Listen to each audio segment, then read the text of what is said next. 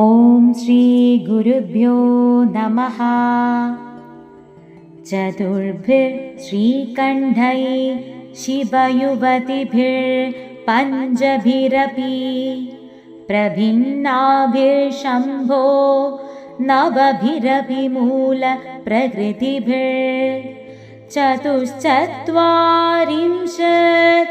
വസുദളകലാ ക്ഷത്രിവലയ ത്രിരേകാഭിർ സാധം തവ ശരണകോണാ പരിണതാ.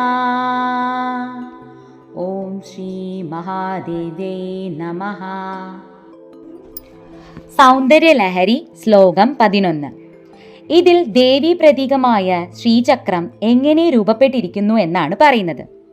ഓം എന്ന പ്രണവം ബ്രഹ്മോപാസനയ്ക്ക് എത്രമാത്രം നേതിഷ്ഠമായ പ്രതീകമായിരിക്കുന്നുവോ അതുപോലെ ശ്രീചക്രവും പരദേവത തന്നെയാണെന്ന് പറയുന്നു. സാധകർക്ക് അത്യധികം ഫലമരുളുന്നതാണ് ശ്രീചക്രോപാസന. എങ്കിലും അത് ദേവിയുടെ പ്രതീകം മാത്രമാണ്. ശ്രീചക്രം എന്നത് വെറുമൊരു സങ്കല്പം മാത്രമല്ല, മനുഷ്യ ശരീരത്തിന് തന്ത്രശാസ്ത്രത്തിൽ ആധാരമായി പറഞ്ഞിരിക്കുന്ന 44 തത്വങ്ങളെ അനുസരിച്ചിട്ടുണ്ടായ ഒരു സ്വരൂപമാണത്.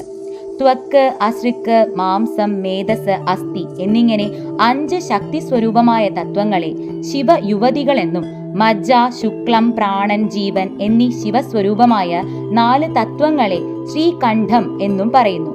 ശിവയുവതികൾ എന്നറിയപ്പെടുന്ന തത്വങ്ങളെ ഊർധ്വമുഖമായിട്ടുള്ള 5 ത്രികോണങ്ങളായും ശ്രീകണ്ഠമെന്ന തത്വങ്ങളെ അധോമുഖമായിട്ടും രചിക്കണം. ഇവയെ ചുറ്റി ഒരു 16 ദളപത്മവും അതിനു ചുറ്റും മേഖല എന്ന 3 രേഖകളും ഇവയെല്ലാം ഉള്ളടക്കിക്കൊണ്ട് ചതുരശ്രമായി 3 രേഖകളെയും വരയ്ക്കണം. ഈ ചതുരശ്രത്തിന് 4 ദിക്കുകളും ദ്വാരങ്ങൾ ഉണ്ടാവണം. എല്ലാറ്റിനും പുറത്തുള്ള ചതുരശ്രത്തെ പ്രകാരവലയം, ഭൂപുരത്രയം അഥവാ ഭൂഗൃഹം എന്നും പറയുന്നു. ഊർധ്വമുഖമായും അധോമുഖമായുമുള്ള ത്രികോണങ്ങൾക്ക് നടുവിലുള്ള ബിന്ദുസ്ഥാനത്തിൽ ദേവി പ്രസന്നയായി വർത്തിക്കുന്നു. ഇങ്ങനെ വേണം നമ്മൾ ധ്യാനിക്കേണ്ടത്. മനുഷ്യ ശരീരത്തിലെ ഹൃദയം ദേവിയുടെ ഇരിപ്പിടമായ ബിന്ദുസ്ഥാനമാണ്. ഇത് വൃഷ്ടിരൂപമായ ശ്രീചക്രം. ലോകത്തെ ഒരു ശ്രീചക്രമായി ഭാവന ചെയ്ത് സമഷ്ടി രൂപമായി ഉപാസിക്കാം.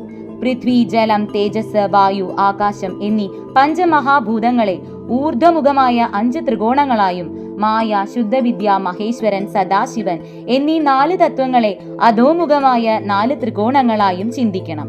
ജഗത്തിന്റെ സൃഷ്ടി, സ്ഥിതി, ലയകാരണമായ പരദേവത മധ്യത്തിൽ ബിന്ദുസ്ഥാനത്ത് സ്ഥിതി ചെയ്യുന്നു എന്ന് ഭാവന ചെയ്യണം.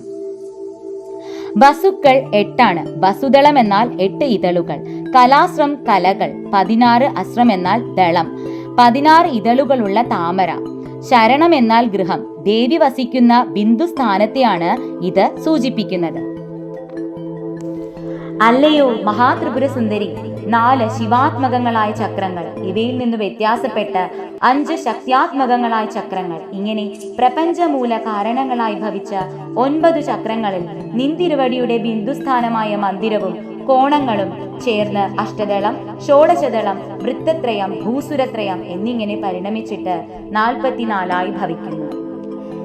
എല്ലാവർക്കും ദേവിയുടെ അനുഗ്രഹം ഉണ്ടാവട്ടെ. സർവം ശ്രീ ജഗദംബാർപ്പണമസ്തു.